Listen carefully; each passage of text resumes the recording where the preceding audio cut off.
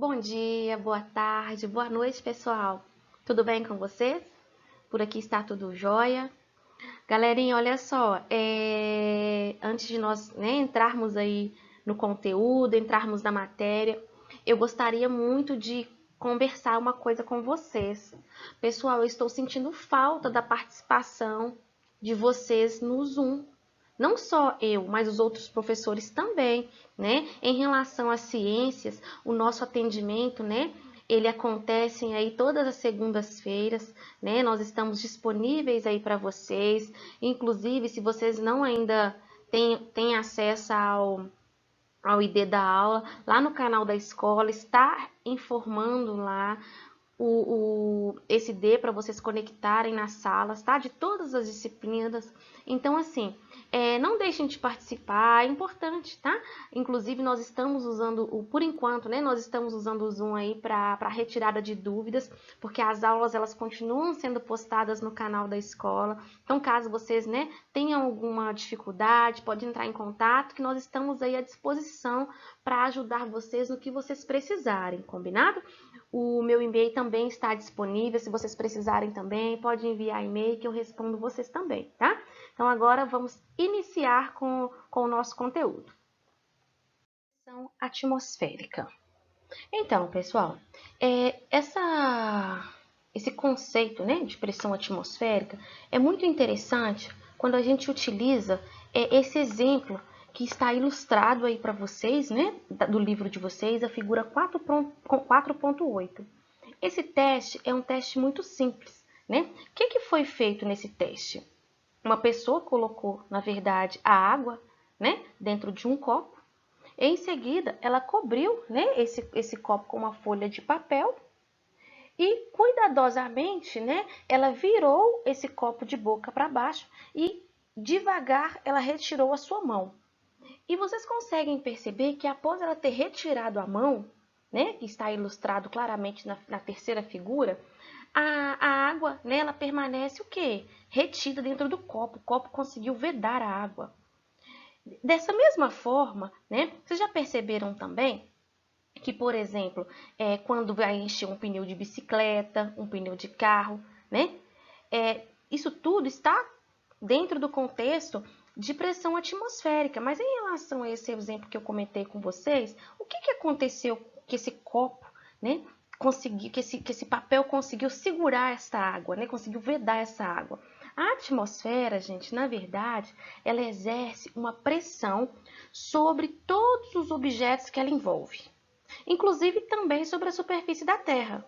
E essa pressão, na verdade, é que recebe o nome de pressão atmosférica, né? Então, o que aconteceu basicamente aí? Inclusive, vocês podem até, eu convido vocês para fazer esse teste em casa, dá super certo, só que façam com cuidado, com a supervisão de um adulto, e não utilizem também, né, cuidado na questão do copo quebrar, tá? Então tem que tomar cuidado, façam cuidado, mas é uma experiência muito legal para vocês fazerem aí em casa. E é importante que vocês percebam, né, que o que aconteceu? Que a pressão do ar, na verdade, exercida na folha do papel, é maior do que a pressão exercida internamente pela água. Então, por isso que foi possível, né, essa água ficou aí retida dentro desse copo. Então, não se esqueçam, tá? O ar que forma a atmosfera, ele exerce, né, uma pressão sobre a superfície da Terra, inclusive também sobre os seres vivos. Pressão atmosférica, altitude e meteorologia. Olha só, pessoal.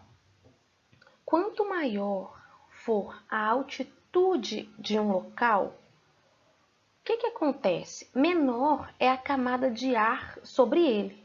Então, em consequência disso, menor também é a pressão atmosférica. E a gente consegue concluir, então, né, quando a gente começa a trabalhar sobre pressão atmosférica, é muito legal a gente usar o exemplo de cidades. Em cidades, né, por exemplo, que ficam localizadas aí no alto das montanhas, a pressão atmosférica é menor, né, que em cidades que estão aí ao nível do mar. Esse exemplo da página 82, né, a figura 4.13, eu até ilustrei para vocês, é um exemplo muito legal. Esse daí é um esquema que mostra a variação da pressão atmosférica em diferentes altitudes. Eles colocaram aí a altura da coluna de mercúrio, do barômetro, no topo da montanha. Olha aí para vocês verem a medida aí. Tá lá no alto, tá vendo? E o que eles quiseram? Eles quiseram demonstrar? Eles quiseram demonstrar justamente que quanto maior for a altitude, menor, né? Também é o que? É a pressão atmosférica. Olha a seta aí mostrando para vocês essa situação. Então, assim, esse exemplo é muito legal e ele consegue, né, mostrar para a gente o que está acontecendo. Biosfera. Então, o que é a biosfera? Pessoal, todas as regiões do planeta onde existir vida, seja ela, né, nas florestas, nos desertos, nos oceanos, nos rios, nos lagos, onde existir vida, né, a gente fala que a biosfera é o conjunto, é a soma de todas essas regiões que eu falei para vocês, onde possam existir vida. Desde um deserto até, por exemplo, uma floresta, tá? Desde um oceano até os rios, até os lagos. Então, a soma de todas essas regiões aí, a gente define dentro da biologia como sendo a biosfera. Ecologia. Pessoal, o conceito de ecologia, né, dentro das ciências, né, o que ele se refere? A ecologia é o conjunto de relações que os seres vivos têm entre si e com o ambiente, né, que eles estão localizados. Este exemplo que está mostrando, né, está mostrando aí o muriqui, né? O muriqui, que é esse macaquinho que vocês estão visualizando aí na foto, ele é o maior macaco das Américas. Normalmente ele é encontrado na Mata Atlântica, né? Vocês já estudaram que a Mata Atlântica, né, ela apresenta aí uma maior variedade de espécies do planeta, principalmente esses animais. E o que acontece? O que isso tem a ver com a ecologia? A ecologia, por exemplo, dando o exemplo do muriqui, né, vai estudar qual que é a relação que o muriqui tem com os outros muriquis, qual que é a relação que o muriqui tem com o ambiente que ele vive. Então, a ecologia é as ciências, na verdade, que vai estudar essas relações que eles possuem entre si e as relações que eles possuem com o ambiente em que eles estão. Tá? Isso que este que é o conceito de ecologia. Então, dentro ainda da ecologia, a gente consegue, por exemplo, entender, vamos supor que tem uma determinada extinção de uma espécie. Qual que vai ser a relação, né? Qual que vai ser o problema daquela extinção para a vida daquela localidade? Como que isso vai atacar, né, os outros animais? Como que isso vai se relacionar com o ambiente? Então, basicamente, dentro da ecologia, a gente estuda essas relações que eles têm uns com os outros e também como que o ambiente interfere nisso, tá? Então, é isso que este que é o conceito aí de ecologia. Espécie. Agora eu vou explicar para vocês o conceito de espécie. Mas antes, eu gostaria de explicar para vocês 3 palavras: cruzamento, fértil e descendente. Pessoal, por que vocês precisam conhecer, né, o significado dessas 3 palavras? Porque essas 3 palavras, né, elas aparecem dentro da espécie. Tá? O que é o cruzamento? O cruzamento, né, é a união de um macho com uma fêmea para reprodução. É a mesma coisa que acasalamento? Então, por exemplo, quando um cachorro, né, se une a uma cadela, né, eles vão acasalar e vão gerar os cachorrinhos, os filhotinhos, tá? Então, esse é o conceito de cruzamento. Já fértil, o que é isso? Fértil no caso, os seres vivos, eles podem cruzar, igual o exemplo que eu passei para vocês, né? Quando eles cruzam, né? No caso, unem, né, o macho com a fêmea, eles vão gerar descendentes. Por que eles geram filhotes? Porque eles são férteis, né? Porque eles conseguem se reproduzir. A fertilidade está relacionada com a reprodução, ok? E já descendente, o que é isso? Descendente é um indivíduo que foi gerado após a reprodução. Por exemplo, da união do cachorro com a cadela, gerou um filhotinho. Esse filhotinho é o descendente dessa reprodução, ok? Então, agora eu vou explicar para vocês o que é a espécie, tá? O conceito, na verdade, de espécie, né, é o seguinte, é o conjunto de todos os indivíduos na natureza que são capazes de cruzar entre si e gerar descendentes férteis. Por exemplo, igual o exemplo da foto, né? Essa gatinha, ela está com filhotes. Ela cruzou, né? Ela se uniu ao macho e então teve filhotes, teve descendentes, né? Então, basicamente, quando a gente trabalha aí com o conceito de espécie, por exemplo, da mesma forma, o cachorro com a cadela, aí tem os filhotinhos, eles pertencem à mesma espécie. Por exemplo, o gato com o cachorro pertencem à mesma espécie? Não, porque eles são animais diferentes, né? A partir do momento que eles podem cruzar entre si e gerar descendentes, esse é o conceito de espécie. Por exemplo, o gato não vai cruzar com o cachorro e não vai ter filhotes, né? Então, não é espécie. Para ser espécie, eles têm que ser capazes de cruzar entre eles e gerar descendentes, ok? Agora, a segunda coisa que eu vou explicar para vocês, quando a gente trabalha com espécie, né? Dentro das espécies, as espécies, os nomes, eles não são em português, eles são em outro idioma, né? Sempre, tá? Eles vão ser em latim. O nome em latim, ele vai ser constituído por duas palavras, tá? Essas são algumas regrinhas básicas na hora de escrever. Além deles serem constituídos de duas palavras, precisa obrigatoriamente sempre de estar sublinhado e quando não for manuscrito, ele precisa ser em itálico. Itálico é um tipo de fonte. Quando a gente faz um trabalho, né, digita alguma coisa no computador, é um tipo de fonte, é um tipo de letra do computador, tá? É itálica, ela é uma letra mais tombadinha, como se ela estivesse caindo. E também uma outra característica também, que é uma outra forma de se escrever esses nomes dessas espécies, a primeira palavra sempre ela precisa estar escrita em letra maiúscula e a outra em letra minúscula, tá? Eu coloquei aí para vocês dois exemplos. Todos os animais, pessoal, eles recebem um nome em latim, tá? Todos. Desde de um pássaro, desde os mamíferos, as aves, os répteis, todos os animais existentes, eles recebem um nome em latim. Nós também, tá? Nosso nome, na verdade, em latim, nós somos Homo sapiens. Já, por exemplo, a onça chama-se, né, em latim, Panthera onca. A Panthera onca é a onça pintada. E como é que escreve isso? Eu não falei para vocês que tem uma forma de escrever? Todos os nomes dentro, né, todos os seres vivos têm uma forma de escrever. E como é que é essa escrita? Eu coloquei para vocês aprenderem, para vocês recordarem. Falei para vocês que é constituído, cada espécie, né, ela recebe um nome em latim e esse nome é composto de duas palavras. Vamos usar como exemplo a onça pintada, que é a Panthera onca. Olha aí, a pantera é o primeiro nome e a onça é o segundo, ok? Composto de duas palavras. Outra coisa, sempre tem que estar sublinhado. Tá vendo que tem um tracinho embaixo?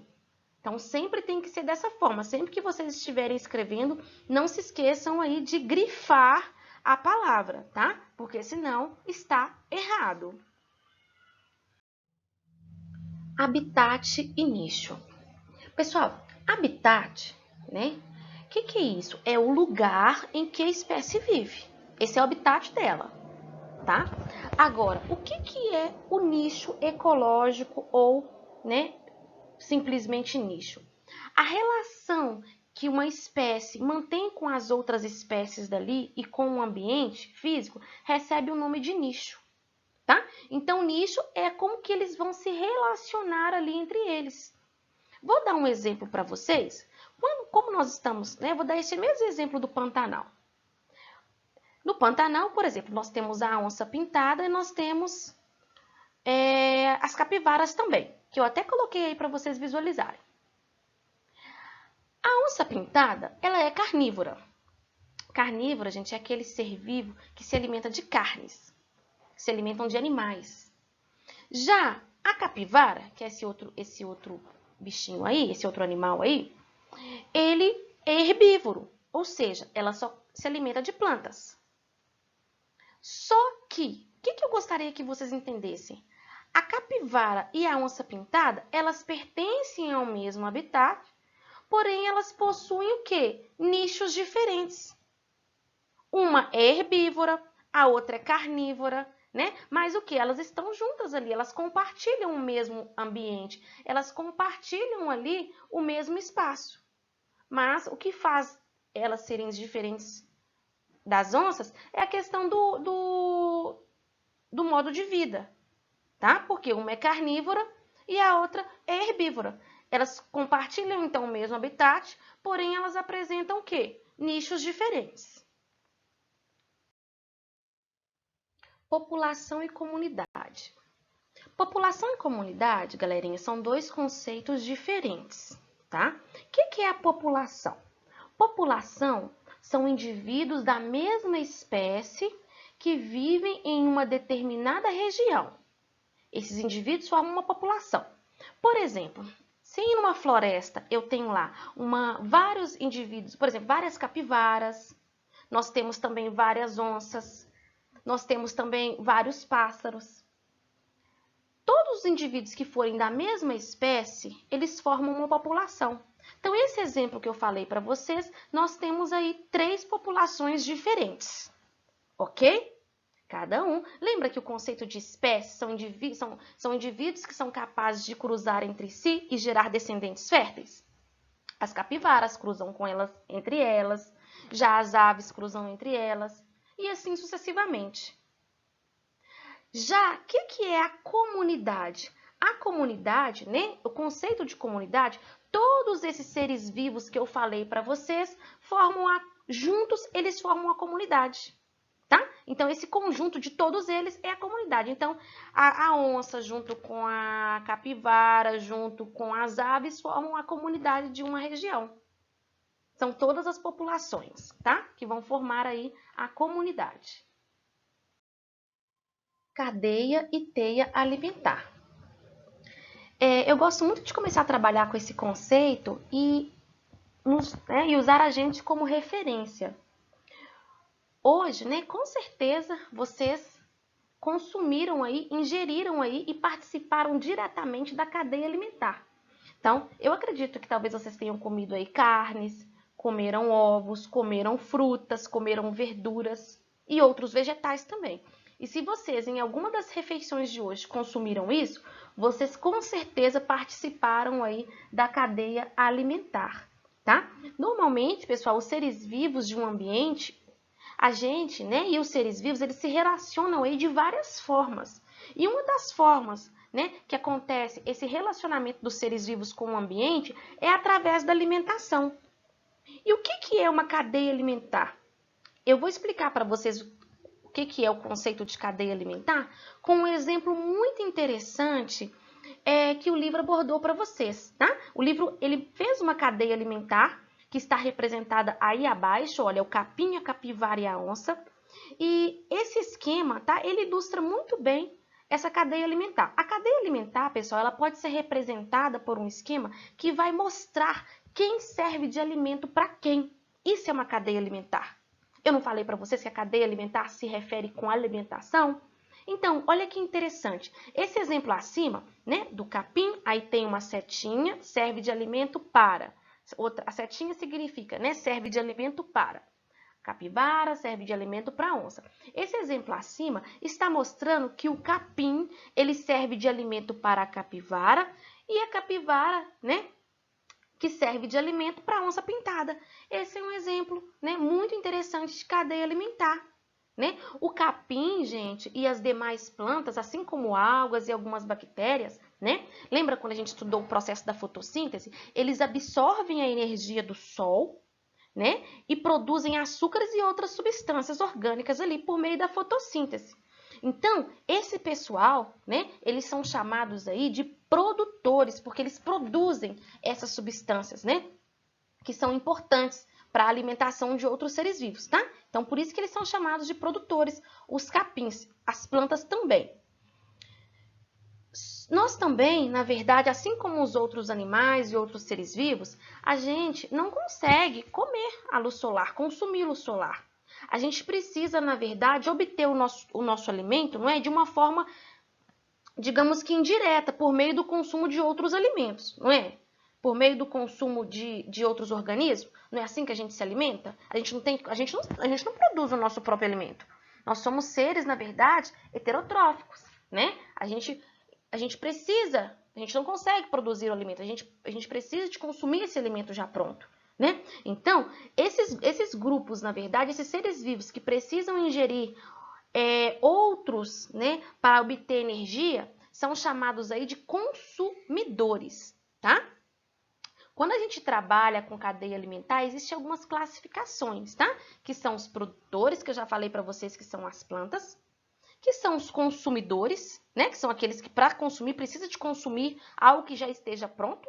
E dentro dos consumidores, ele é subdividido em consumidor primário e consumidor secundário. Quem que são os consumidores primários? Os consumidores primários são aqueles que se alimentam dos produtores. Os produtores não são as plantas, né? Os vegetais, o capim, por exemplo, esses são os consumidores primários. Já os consumidores secundários são, na verdade, aqueles que ingerem os consumidores primários e assim por diante. Então, todos aqueles que ingerem os consumidores primários são chamados de consumidores secundários, tá? Nessa figura aí tem um outro exemplo muito legal, na figura 4.19, que está também ilustrando, gente, uma cadeia alimentar, né? E nessa cadeia alimentar, o produtor aí é o capim. Olha para vocês verem que legal. Nós temos aí o capim, nós temos aí o gafanhoto, nós temos uma rã e nós temos a serpente, né? O gafanhoto, vamos começar pelo capim.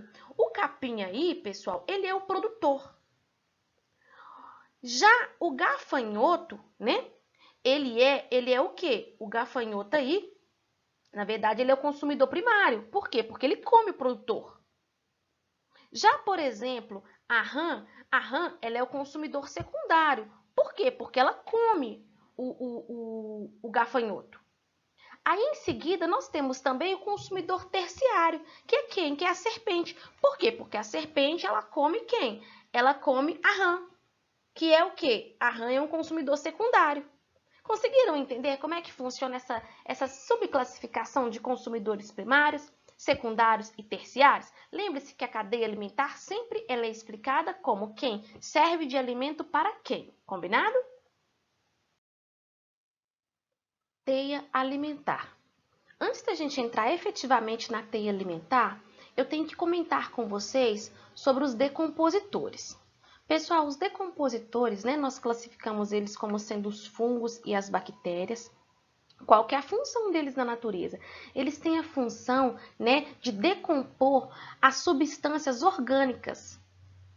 O que isso quer dizer? Por exemplo, as fezes de outros animais, animais mortos, folhas mortas, tá?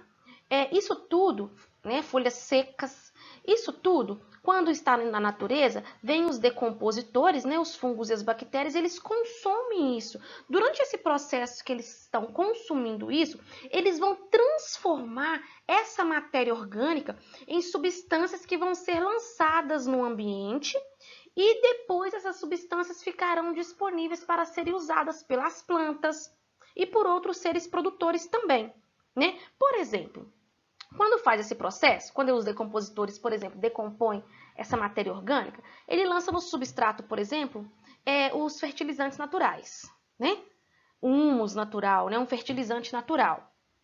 Então, o que acontece? Esse fertilizante natural que ficou no solo, os produtores, né, na hora que nascer uma planta ali, vão absorver esse fertilizante, vocês concordam? Aí, por exemplo, quando vem lá uma capivara e come essa planta que nasceu ali, come esse capim, por exemplo, que nasceu ali, vocês concordam que esse capim que ela comeu vai ir para dentro do corpo da capivara? Então, o que significa a teia alimentar? Muitos animais, eles possuem uma alimentação variada. Vou dar um exemplo, por exemplo, as aves. Nós temos aves que comem, por exemplo, que se alimentam de diferentes seres vivos, por exemplo, comem inseto. Nós temos aves que comem frutas, né? E também nós não podemos deixar de destacar que essa ave, ela serve o quê? De alimento para outro animal também. Tem outro animal que come a ave. Então, vocês conseguem perceber que esse resultado participa de várias cadeias alimentares? Então, o que isso quer dizer? O que é a teia alimentar? A teia alimentar são as diversas cadeias alimentares que existem em um ambiente que se cruzam e formam o que a gente chama de teia alimentar, tá? Então, inclusive, por exemplo, quando acontece a eliminação de alguns organismos, tá? De uma teia alimentar, pode prejudicar outros organismos, outros seres vivos, inclusive. Vamos dar um exemplo. Nós temos, por exemplo, pássaros e aranhas, na verdade, e outros animais que comem insetos. Vocês já pararam para pensar? Vamos supor que os pássaros morrem, que as aranhas morrem também, e só sobram os insetos. Gente, o que vai acontecer? Porque morreu os predadores. O que é isso? Predadores são os animais, na verdade, que matam os outros animais, né? Eles são os predadores. Então, e as presas é aquele que morreu. Então, vamos supor, num local tínhamos, né? Pássaros e aranhas e insetos. Aí os pássaros morreram, as aranhas morreram. O que vai acontecer? Vocês já pararam para pensar? O número de insetos vai fazer o quê? Vai aumentar.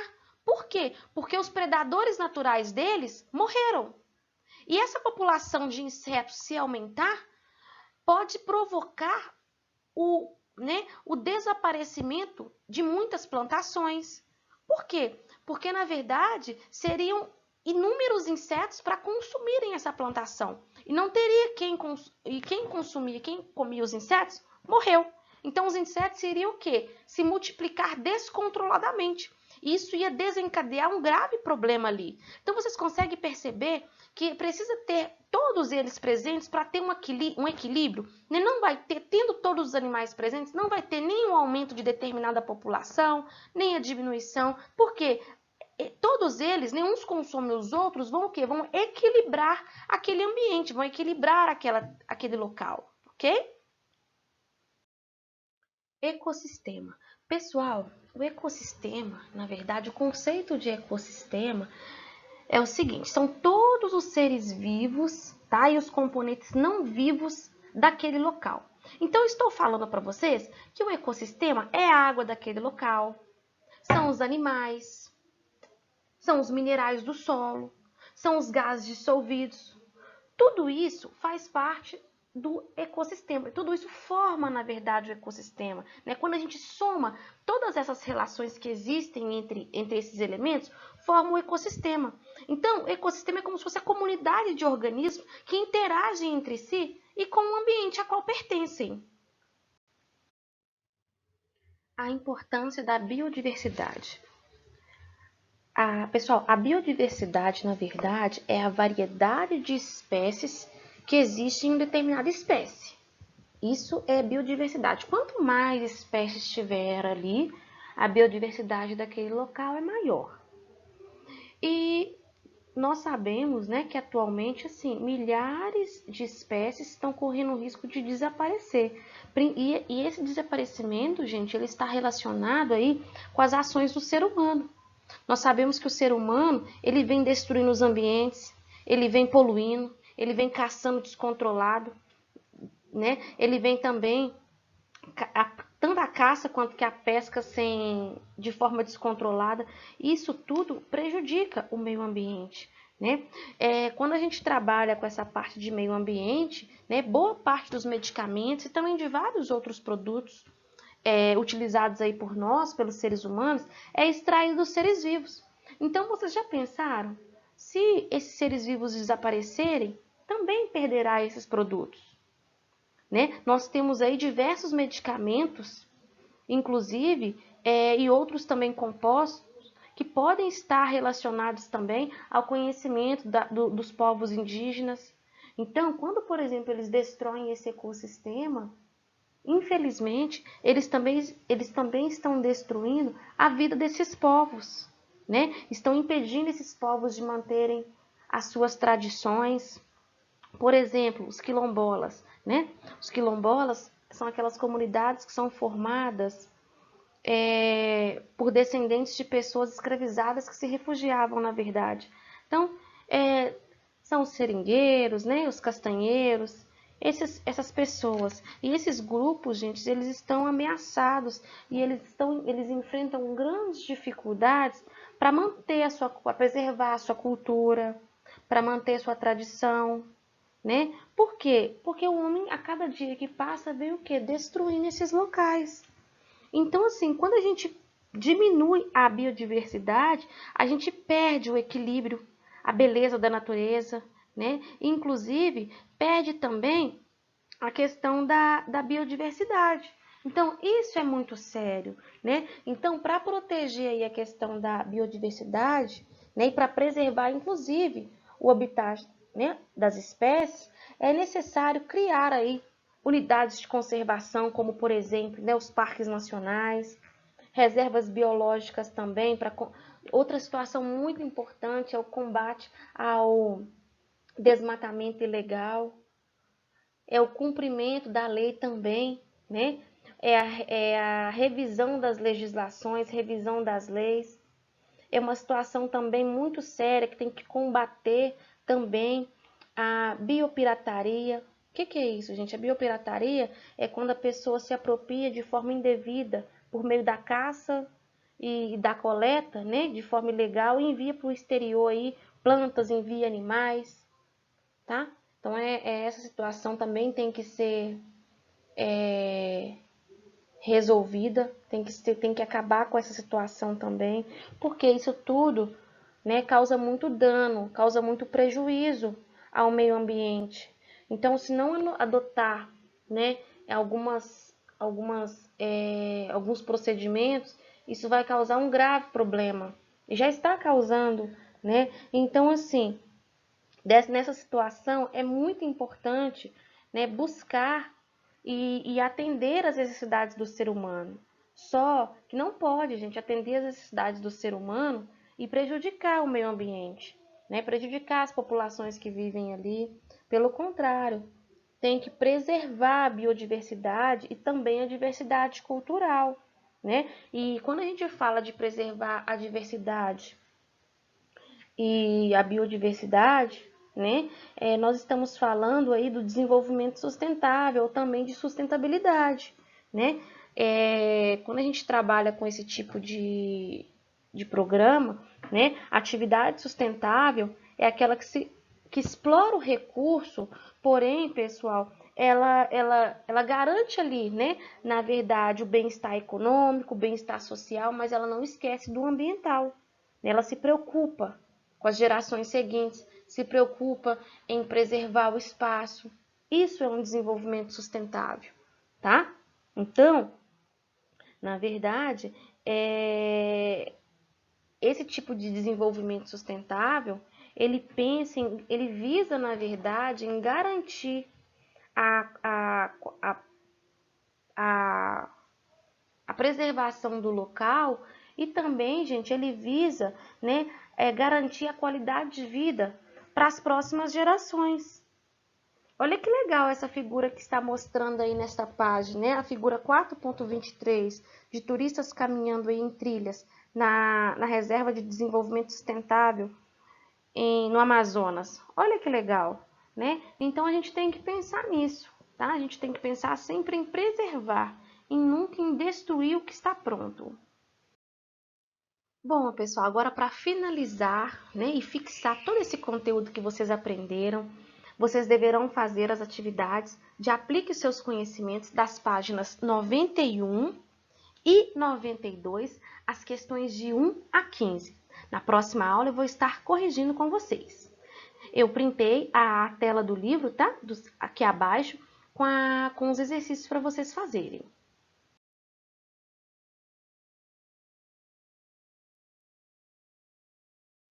Bom, pessoal, por hoje é só, tá? Nós finalizamos aqui o capítulo. Na próxima aula, nós vamos corrigir esses exercícios. E eu gostaria de pedir a vocês, tá? Que não deixem acumular um mapa conceitual.